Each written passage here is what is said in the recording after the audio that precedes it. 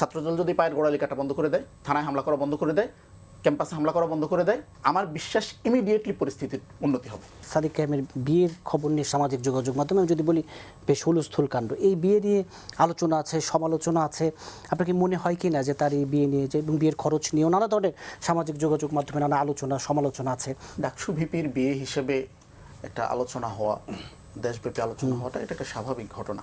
বিয়ের খরচের ব্যাপারে যেটা বলার চেষ্টা করা হয়, এটা তো মূলত ছিল ওনার যে ওয়াইফ, ওনার বাবার আয়োজন। তো উনি আয়োজন করেছেন, উনি দাওয়াত দিয়েছেন। সাদিক ভাই নিশ্চয়ই চট্টগ্রামে আয়োজন করবেন, ওনার বাড়ি সেখানে। উনি চায়না থেকে ফিরে এসে খুব শীঘ্র আয়োজন করার কথা। সো যে আয়োজনটা হয়েছে এটা সাদিক ভাইয়ের আয়োজন না, এটা মূলত মেয়ে পক্ষের আয়োজন। আমি একটা বিষয় খুব অবাক হচ্ছি যে সাদিক কায়েমকে ছাত্রলীগের প্রার্থী করানোর ব্যাপারে ওনারা যখন কোনো এভিডেন্স হাজির করতে পারেন না, ওনাদের রাকিব ভাই থেকে শুরু করে নাসির ভাই থেকে শুরু করে সবাই এই কথাটি বলে থাকেন সকল টকশোতে।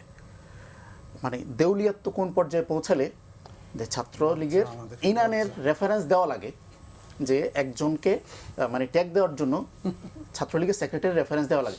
এখন আমি যদি আজকে বলি ওনাদের 2 দিন পর কমিটি দিবে, সাপোজ আমি বললাম যে জীবন ভাই গুপ্ত শিবির, মানে উনি ওনার দলের মধ্যে এই বিষয়টা কীভাবে ট্যাকেল দেবেন? কারণ আমার কথাও তো উনি রেফারেন্স হিসেবে নিচ্ছেন, উনি ছাত্রলীগের সেক্রেটারির কথাও রেফারেন্স হিসেবে নিচ্ছেন, যার তার কথা রেফারেন্স হিসেবে নিচ্ছেন, নট এভিডেন্স। সেকেন্ড হলো ওনারা বলতেছেন আমরা কাউকে কাউকে সিম্পথি দেখাচ্ছি। শিবির সভাপতি দেলোয়ার ভাই, শিবির সভাপতি দেলোয়ার ভাই 2012-13 সালে 57 দিন টানা রিমান্ডে ছিল। শিবির কর্মী ঝিনাইদহে সোহানকে তার মায়ের কাছ থেকে নিয়ে চোখ তুলে ফেলা হয়েছে। শিবিরের সভাপতি বুয়েটের সিরাজুল ইসলামকে বুয়েট ক্যাম্পাসে শিবির প্রকাশ্যে কুপিয়ে 2 মাস হসপিটালাইজ করে রাখতে হয়েছিল। 13, 14, 15 আন্দোলনে শিবিরের প্রায় 100 নেতাকর্মী শহীদ হয়েছে। আমার কাছে খুব অবাক লাগে আওয়ামী লীগ যেভাবে 71কে নিজেদের দলীয় সম্পত্তিতে পরিণত করেছে, বিগত ফ্যাসিবাদ বিরোধী মুভমেন্টকে ছাত্রদল বিএনপি সেভাবেই তাদের একক মুভমেন্ট হিসেবে দেখানোর চেষ্টা করা হয়। সকল জায়গা থেকে শিবির কিংবা জামাত বা আদার্স আরও অন্যান্য পার্টি সবাইকে খারিজ করার চেষ্টা করা হয়। এটা ছাত্রদলের জন্য বা বিএনপির জন্য একটা লজ্জা যে তারা আওয়ামী লীগের ওই প্রক্রিয়াটা হুবহু কপি পেস্ট করছে। কমিটি নিয়ে বারংবার একটি প্রশ্ন করা হয় যে উনি বলছেন যে টিএসসিতে আমরা প্রোগ্রাম করেছি, আমাদের এদের প্রত্যেকের পরিচয় কি? দেখেন, আমার কমিটির ফরমেশনই হচ্ছে আমার এখানে 15 জনের কমিটি, 15 জনের এক একজনের এক এক পদ এবং সেই পদ ওয়াইজ আমার দায়িত্ব। সাপোজ আমার দায়িত্ব হচ্ছে ছাত্র কল্যাণ সম্পাদক। আমার একটা কাজ হচ্ছে আমার কোনো ভাই কোথাও যদি আহত হয় কিংবা কোনো প্রবলেমে পড়ে তাকে ডাক্তার দেখানো, হসপিটালে নেওয়া। ওনারা যখন আমার কর্মীর গোড়ালি কেটে দিচ্ছেন, আমি টানা 3-4 দিন তাকে নিয়ে হসপিটালে ছিলাম। আমার প্রশ্ন হচ্ছে আমার প্রত্যেকটা সম্পাদকের কাজ ডিফাইন্ড, তার এই কাজ।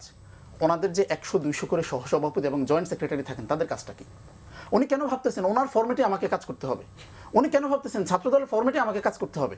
ওনারা যখন সেই 1 থেকে 2024 পর্যন্ত অলমোস্ট 2 যুগ একসাথে শিবির ছাত্রদল নানান আন্দোলন করেছে, ক্যাম্পাসে ছিল। শিবির তো ভাই 1 সালেও এই 15 জনের কমিটি দিয়ে ঢাকা বিশ্ববিদ্যালয় চালিয়েছে। শিবির তো ওই 6 সালেও 15 জনের কমিটি দিয়ে চালিয়েছে। ওই প্রশ্ন তো তখন করেন নাই। এটা আসলে মানে ওনাদের একটা দেউলিয়াত্ব। আমি যে প্রশ্নটা রাখছিলাম, এই যে এখন যে বিভাজনের দায় কার? আপনি এই প্রশ্নের উত্তর খোঁজার জন্য দেখবেন 5ই আগস্টের পরে এই বিভাজনের রাজনীতিকে শিবির শুরু করেছে। শিবির সুযোগ পাওয়ার পরও কি কোনো হলদখল করেছে? অন্যদিকে আপনি দেখবেন এই 5ই আগস্টের পর ছাত্রদল কি করেছে।